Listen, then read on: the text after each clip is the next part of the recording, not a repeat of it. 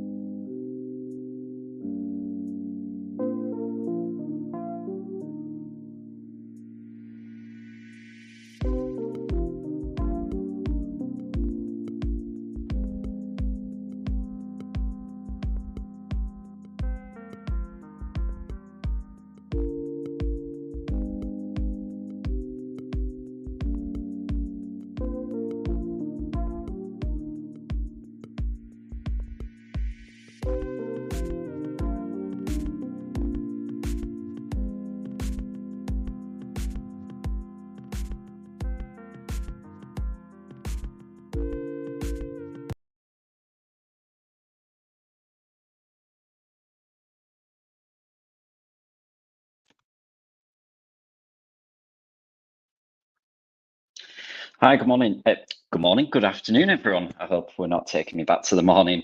Welcome, everyone, to our next edition of Spotlight On. Today, we'll be focusing on methods of growing and basically anything relating to growth within trusts and SATs as well, even we might touch on. Today, I have a panelist of four others from all very different aspects of growth who can provide a bit of expertise. And to remind everyone who is attending, this is a live and interactive session. So if you can all locate your comment section on your chosen platform, we should be across LinkedIn, Twitter, YouTube. Get your questions in for the panel. We'll try and get around to them all if we can. But yeah, without further ado, I will start the session and introduce us to our first panelist. So I will add to the stage Al. Good afternoon, Al. How are you? Hi, Matt. I'm very well, thank you. Good to see you. Good. Yeah, you too. Al, you don't only just have a book in this space of growth in education, but also your position as a chair of a MAT. Just give us a little bit of an introduction there. Happy to. Yes, I have written a guide around multi-academy trust growth, not surprisingly. But yeah, I'm chair of a multi-academy trust, an alternative provision academy. I also sit on the Regional Schools Directors Board for the East of England. And when I'm not doing all that, I've got about 30 years in the educational technology space. Brilliant, brilliant. So wealth of experience there. And next up, Claire. Hi, Claire. How are you? Hi, Matt. I'm good, thank you. I can't proclaim to have written a book, but my name is Claire. I work at Reed and have done for 11 years, purely focusing on servicing and supporting schools. So in my time at Reed, have gone from very much the local authority through to the MAT sort of set up and seen the way that that's changed how they hire and how people sort of collaborate. So that's been my background, and I now work in business development. So I specifically support our MAT clients. Amazing. And Reed, of course, are a partner of Matter.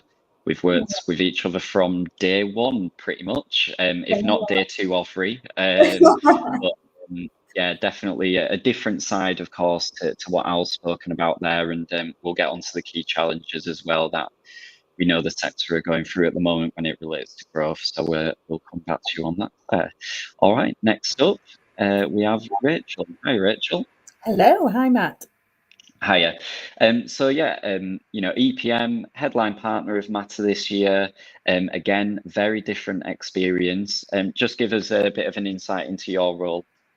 Yeah, absolutely. So obviously EPM does a wide range of services, but I'm director for the MAT development team. So we work with multi-academy trusts across the country, looking at their growth plans, how they might make sure they're suitable for growth in the future. We work on academy conversions and also MAT formations and trust mergers, which is becoming much more of the field and the line at the moment.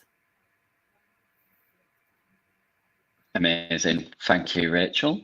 And last but not least, we have Carol. So we have quite a big Hi, panel Matt. today. Carol, hi, how are you? I'm good, thanks. Good. So, good. HFL. Right, so I'm from HFL Education. I joined as their CEO in May this year. So HFL used to be called Hearts for Learning. Some people will have heard us from those days. We do everything from school improvement support, like our Reading Fluency program, right the way through to HR, IT, finance and governance services.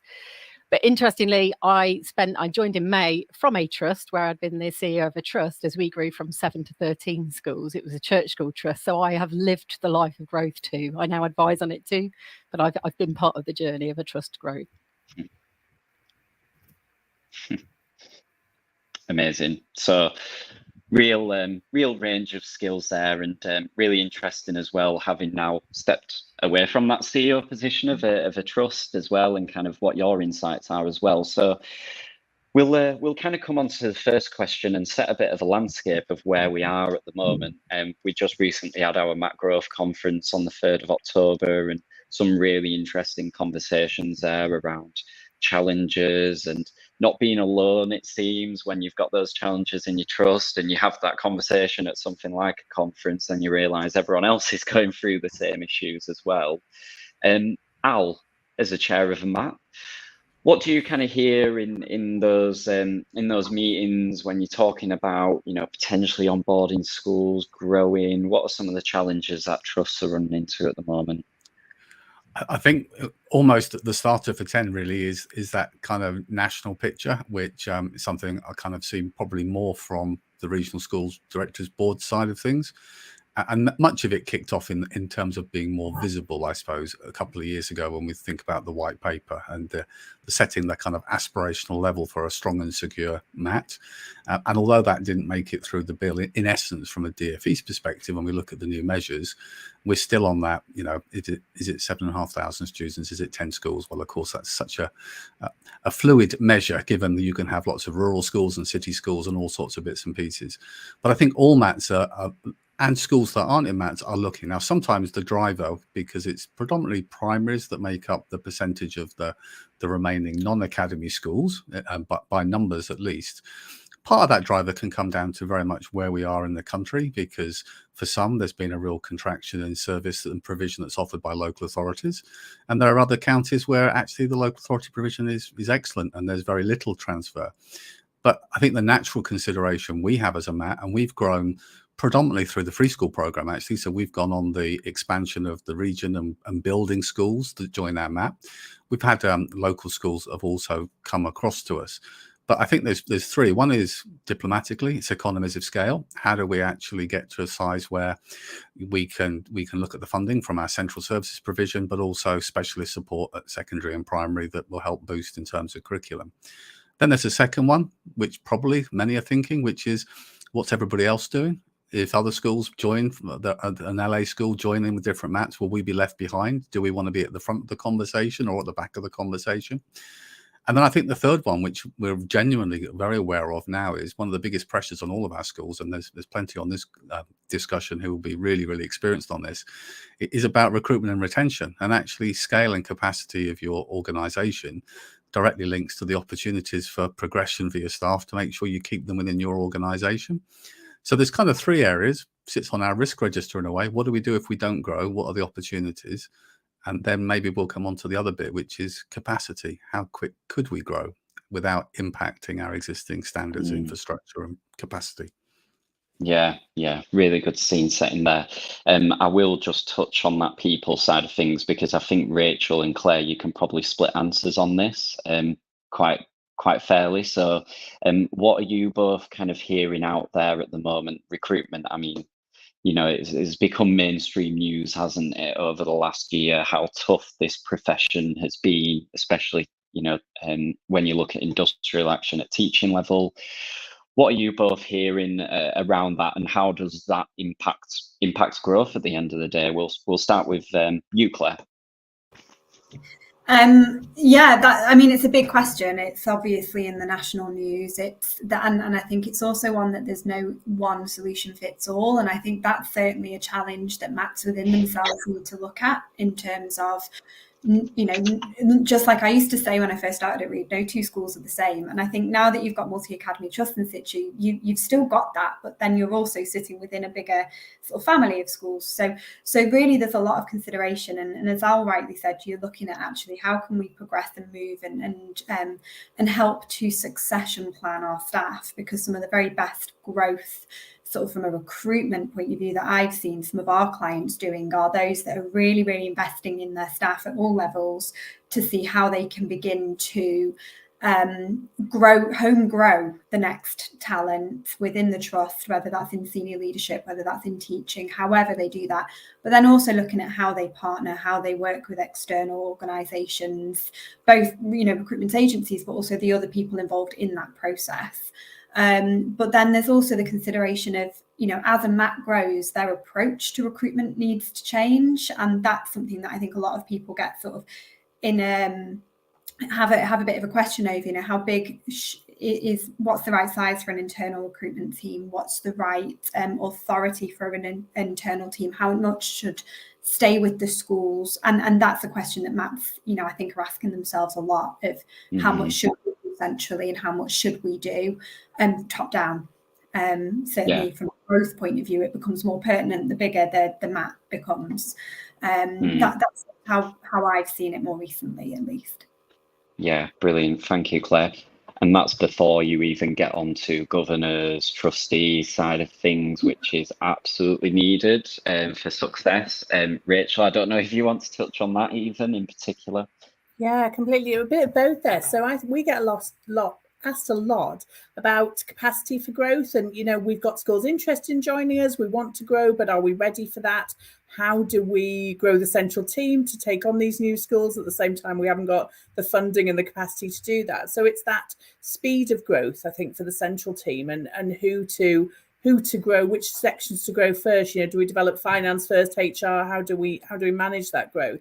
And certainly around making sure that smaller trusts get away from that single person dependency that they might have in their organisation. So they have one person managing governance, one person managing HR, and how do they develop and expand that team so they can give the individuals the support they need, that ability for CPD, while also growing and developing their trust. Really difficult balance. And there's also a bit of a wait and see system of that, because you might bring a school into your trust that has all the solutions you're looking for in terms of the staff and the capacity, but you might not. They might be very needy as well. I think another thing on the growth is around the pupil place projections as well. Lots of smaller schools, lots of schools that are potentially struggling for pupil numbers. And how do you manage that growth solution when you're potentially looking at areas for those that might bring schools in on those areas? So very difficult issues. Yeah, definitely. And Carol, being an ex-CEO of a trust, I'm sure some of those issues and kind of topics are irrelevant. But what were you running into as a CEO of a trust, a few years ago? Well, all the things we've just already talked about. I mean, trying to have real clarity at the trust about why you wanted to grow, and have real clarity at a school level when they were thinking of joining the trust about what they wanted to join for and what success would look like for them. And also trying to make sure that staff felt if they joined the trust, there would be a real benefit for them. So all of those things you've just been talking about, that Claire and Rachel were talking about the resilience of your trust, become really important. Because I think a strong trust can articulate how you will help schools with recruitment and retention, how you will be a bigger brand name to be able to get strong teachers and strong leaders into your trust. But you can also, as you grow, start to develop out a good career path for all of the staff in your trust. So we've got really strong stories where we'd helped people join as a TA and move into teaching, start as an NQT in those days, and move up to being a leader and an executive leader. They're all really human stories that you can tell, that not only sell a good story of growth to the people that work in the trust, but also help you with all the other things a trust is trying to do. So school improvement, for example, being able to offer people the opportunity to move in schools in more challenging circumstances, to stretch and grow their experience, but also to make a better educational experience for the pupils in the trust. They become really important. And so I think they're all features of growth. But as Rachel just said, the battle we constantly had was how you pace the growth, so as you are able to really kind of give those benefits out to the pupils, which is what it's all about. The growth is all about pupils. Give those benefits out to the pupils and the staff, but also make sure that you're resilient and robust, and you don't lose sight of who you are as you grow. You don't want to grow so quickly that all of your systems start to fall down. So this constant reflection, where are we now? What do we need now? It's exhausting. But I think it's essential for any trust to keep an eye on how you're retaining who you are. Because I think it was Claire that said all schools are different. People talk about we used to spend a lot of time explaining the benefits of a MAT, because all MATs are different. You've not only got to consider, do I want to join a trust, but what kind of trust do I want to join? And being really clear about who you are as a trust and what value you add is really important as you grow. So you find people who will flourish in your environment rather than grow for growth's sake, and then find out you fall out about lots of little things along the way. Yeah, really good points there. It probably links into kind of the next question that I have. So I was on a call with a head of HR at a medium-sized trust earlier today, and it was actually showing me through kind of their people strategy and how they build a people strategy at their trust. And there was just something that he flagged, and I'll put it on screen now, and it's all around when you're growing and onboarding new schools, and you've got the teachers or middle leadership at these new schools joining your trust with, you know, maybe not good impressions of Matt's or not heard great things about Matt's, and, you know, people in suits high up, that kind of stereotype. He just talked around how they have worked on this idea of how do they ensure the people join us for the journey, and because there's going to be change, that's why you've joined a trust. Yeah, I just wanted someone's thoughts on this. Rachel, maybe start with yourself, just as you're kind of in that. You probably speak to these heads of HR anyway. We do, and interestingly, when schools come to talk to us initially, they say, what should we be looking for when we are looking for the map? What is the right answer that we should be looking for? And more often than not, it's going to sound really soft, but it's a feeling. It's, you know, is the vision right? Does the ethos work for you? All the policies and procedures can change. You know, things can change within a MAD, but actually you need to know that their core reason for being fits your mechanics, fits exactly what you're looking for. And if then as a map that is growing, you can describe how you approach issues, how you deal with difficult situations, what your ambitions are for growth, I think then people get on that journey with you and they buy into your reasons for doing it, not necessarily the answers that you might give to each individual circumstance.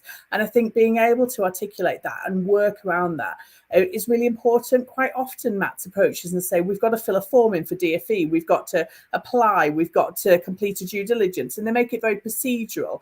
And I think they often miss that early stage of conversation, description, talking about the USP, talking about their reasons for wanting to develop and grow and what the good aspects of their MAT are. So then later down the line, they find people aren't bought into their vision, and actually you then get difficulties with local governance, you get difficulties with, you know, individual head teachers not quite aligned because you haven't been able to articulate that very early on. And I think that's really essential.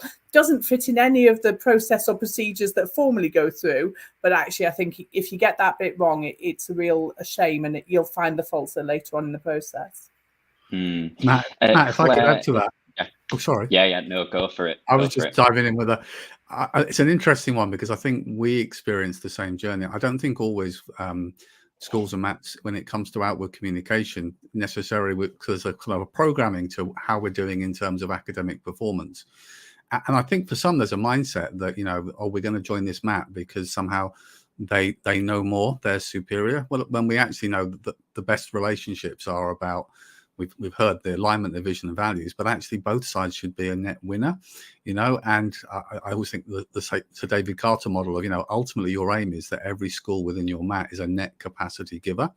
Now that phrase, net capacity giver, often is about giving opportunities for really gifted leaders or middle leaders, or frankly just classroom level teachers being able to share their expertise more broadly across the MAT. That might be slightly different in the first year or two if you're working as a sponsor academy. But I think if you communicate the values that you see, and that it's about a relationship of equity, where you joining our trust is strengthening our trust, it's not about us just helping you. I think that, plus, rather than communicating academic outcomes, which is great to share, but it's also about what makes our trust and our schools unique.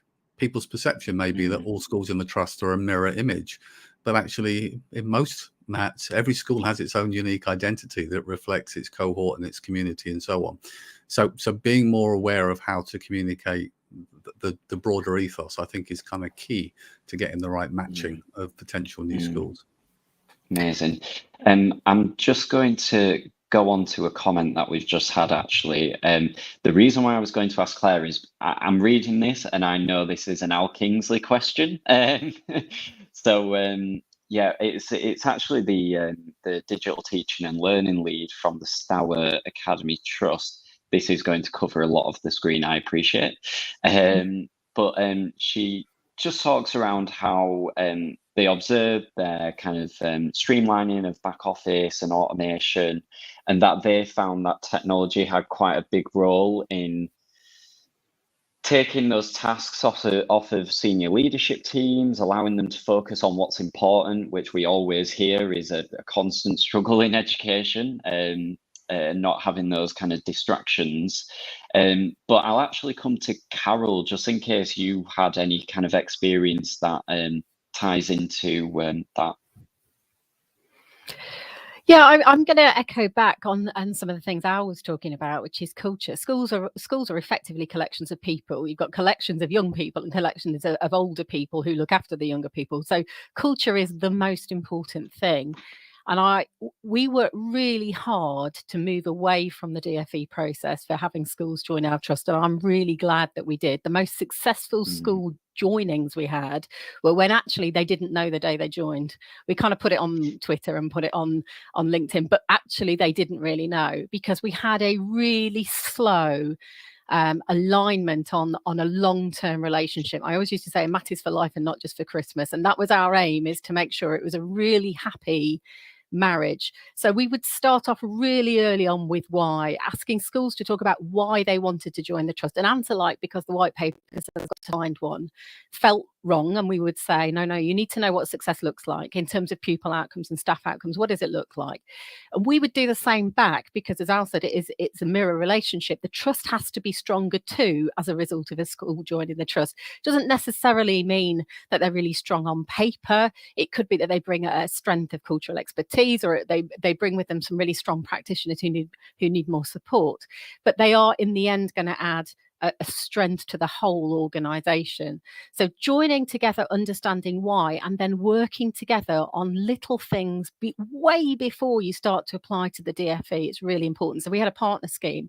Many of the schools that joined came in that way. They would start to join head teacher meetings. They'd start to join some of our CPD.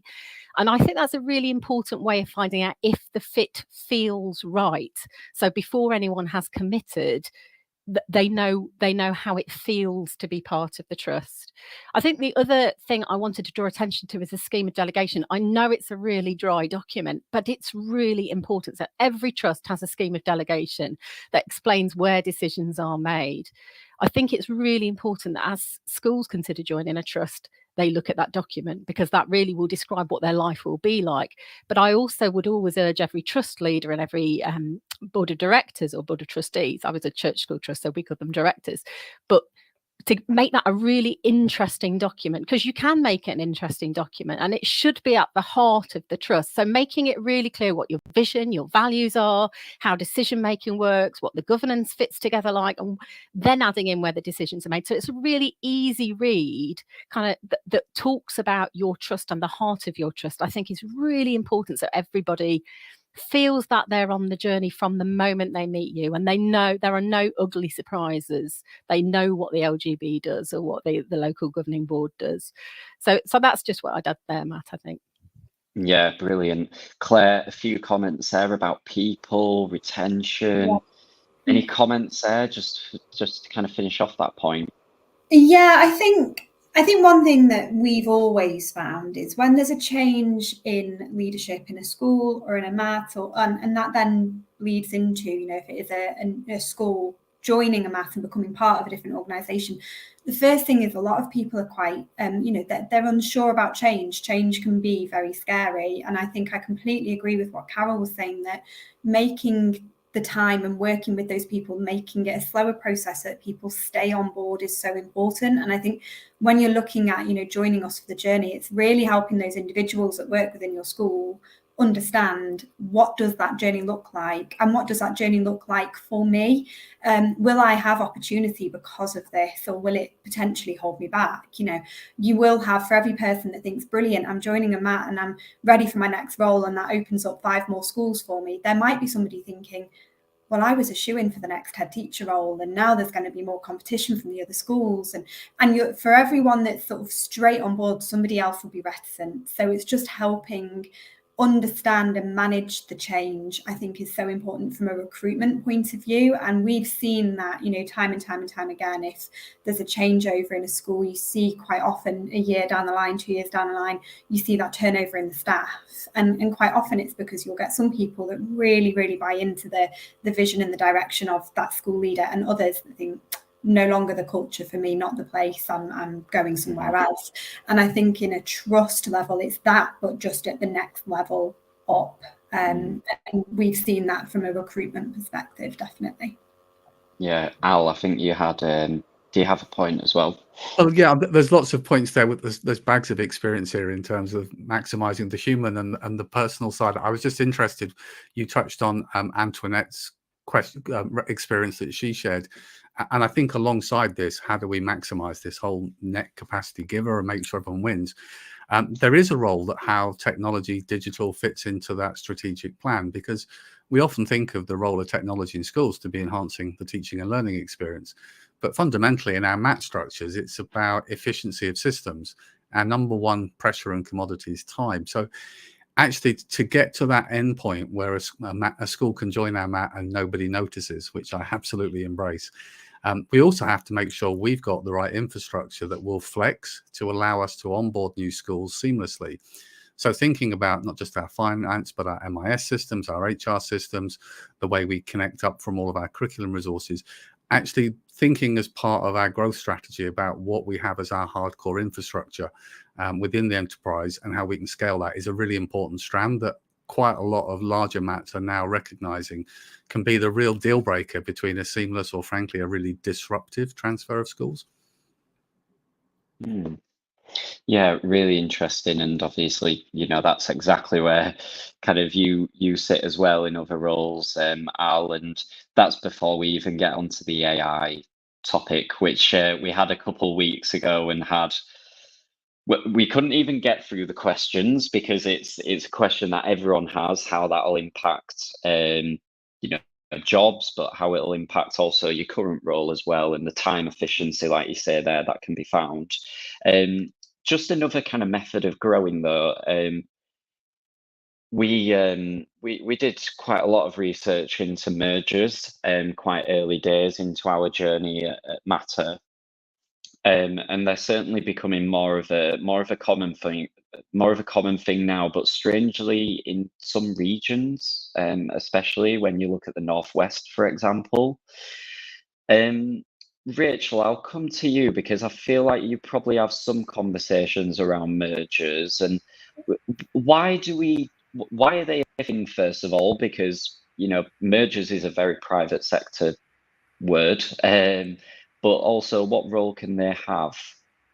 Yeah, absolutely. And I think mergers is a really unhelpful term potentially, and I don't mean for this. Everybody uses it, and I think actually the reality is it is a trust transfer. You are closing one organization, you are keeping one of the organizations technically and legally. So there is something about honesty that needs to be talked about right at the beginning of these conversations. We sometimes work with trusts who don't want to be that honest about the legality and the technical aspects behind the scenes, and actually again that falls down further down the line, and it just, that transparency needs to be there right from the beginning. So if it's a trust transfer, one organization is completely moving across, and that can happen because maybe a trust is failing. It can just happen because a trust has decided they align to and want to be part of a different entity or a bigger entity, and that coming together is the right solution for them.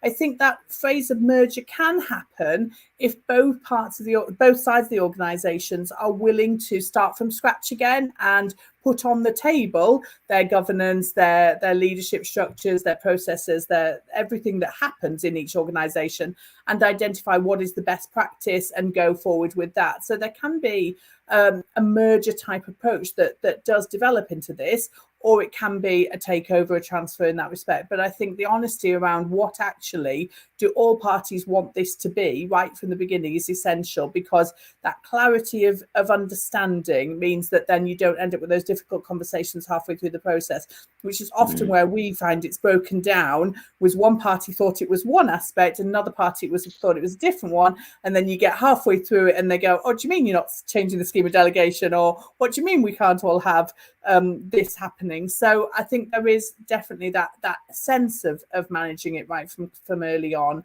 depending on what the actual detail is that people want to achieve through that.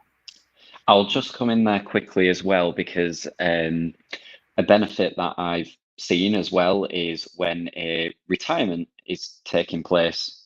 So I can't remember whether it was Carol or Al, but you mentioned around if you have that one pivotal person in your organisation who has been there since day one, you don't want the house of cards kind of fall, essentially, and it smoothens out that transition process, especially if, and it's a really tough conversation to have, but especially if you've got nobody in your organization already who is wanting to be a CEO or is ready to be a CEO. But then with that and with mergers comes, you've got 2 CFOs, you've got 2 COOs, you've got 2 chairs of trustees, and like kind of Rachel said there, it's been really open and honest. He won't mind me saying, because he's actually been on a session like this, but Maritime Academy Trust went through that process exactly. One retiring CEO, had to speak to 2 CFOs and really have those honest conversations, and that was his advice. They were one of the first trusts to merge.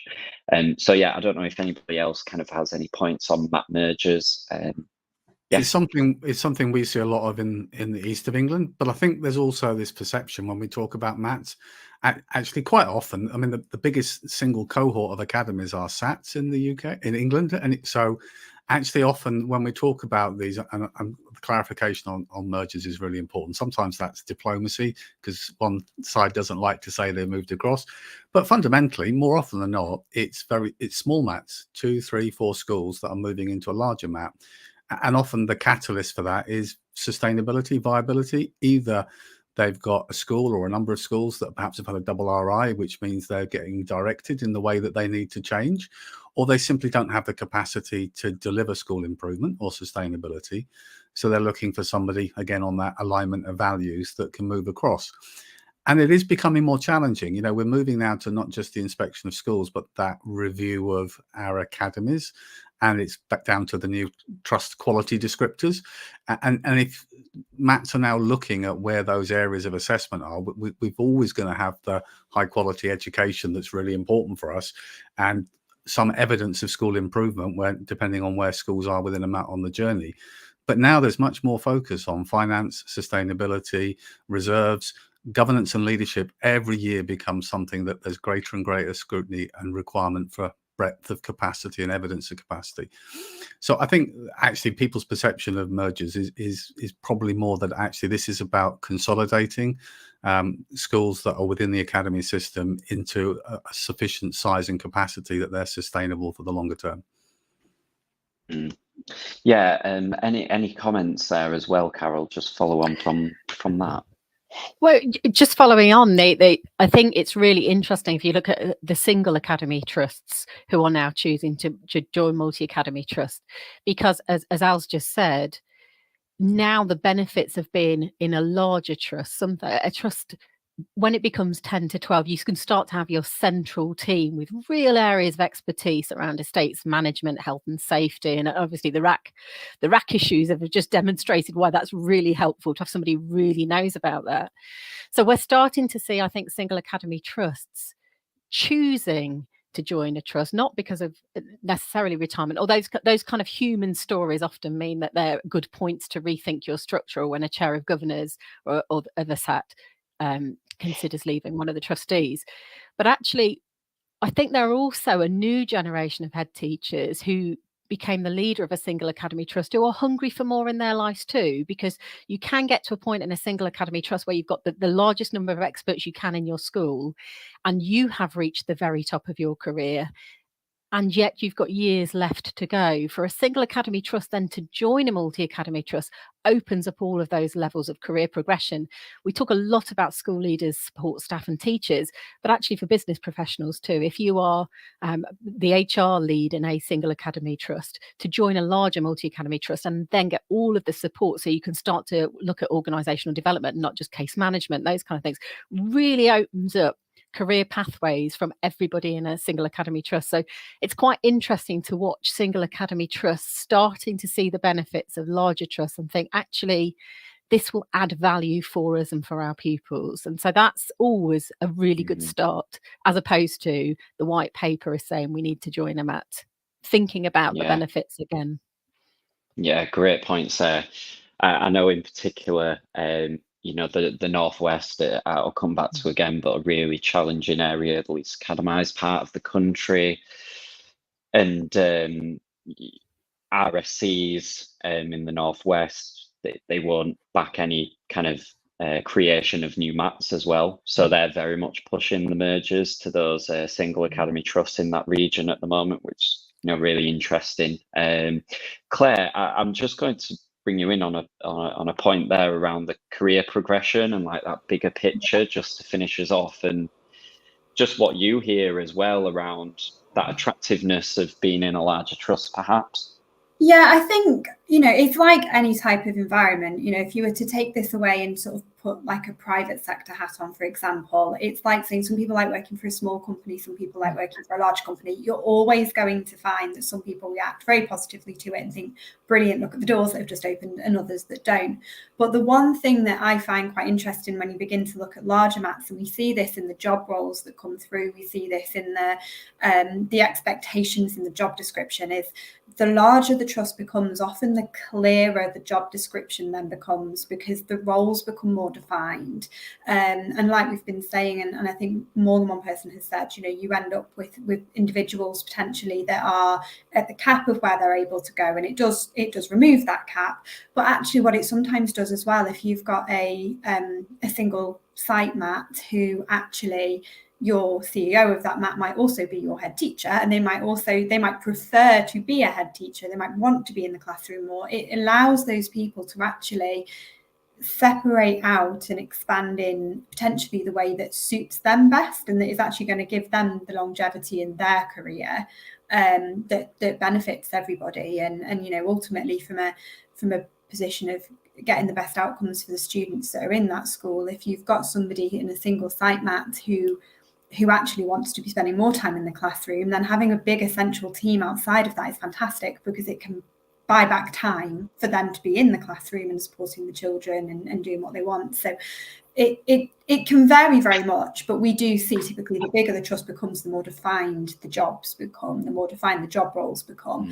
And that can be an attraction to people, especially if you're then looking at people coming in to support those central services, because in the private sector, it'd be highly unusual to have very, very, very broad roles, where a small MAT is likely to have, I think Carol mentioned HR, you know, they'll have a HR professional who does a bit of everything, where in a lot of the larger MATs, you're more likely to have the HR officer, maybe a HR business partner, and people have got much more streamlined positions. It can be attractive when you're trying to cross train or pull people through from the private sector into education. Yeah, amazing. Some really good points there. I hope it's been useful half-term viewing. Any closing comments from any of you? We might have had some points there where you just want to build a little bit more on. We've just got a couple of minutes. No, I think we're all good. Just one I was going to throw in, Matt, if I may. One thing that I think is always really, really useful is it's very natural that we would focus on the outward. How can we grow? Where are the opportunities? Who might be good alignments for us and things? But I also think it's really important as part of our strategic review, something we do in our MAT, to also actually reflect back on where each of our schools are right now. You know, thinking about whether our schools are all in that kind of improvement phase, or they're sustaining a high level, or whether, frankly, we're in some efforts to stabilize in the school. Because I think understanding that and having that conversation at senior leadership and trust level often has the biggest dictate in terms of the pace that we could look to add schools. And also it might prioritize where we're looking for expertise to support our existing schools, or it might be that actually we need to consolidate what we're doing right now. And I think the one thing I would never want the message to be is for schools to feel that there's some kind of rush. It has to be the right fit at the right time without undermining what you're already doing for your existing children. Yeah, really good. Carol? I cannot endorse that enough. And going back to, we've had brief conversations. I think I should shout out, I had a brilliant, at the time, Deputy CEO, now CEO of the Trust. We worked away from the DFE process to build in what we called the feasibility process, where we would really get to know the school. Now, again, some of that's about relationships, joining each other at meetings, that kind of thing. But we also started to make sure that we'd carried out solid due diligence based around the things we thought were important. So actually a staff survey early on to say, where are they now? How do they feel now? What is the culture now? Yeah. What do they value now? Alongside safeguarding, what systems do they use? What other processes? Will they have to swap their safeguarding system to join us? We called that the feasibility stage and produced a report for a school thinking of joining us to set out really clearly what would need to change. So you'll need to change your finance system, you need to change your safeguarding system, but apart from that, we think we're a strong fit. That LGB would then have a report that they could have a look at and say, where are our surprises? Where are our lines? Can we cross them? Does this feel like it makes sense?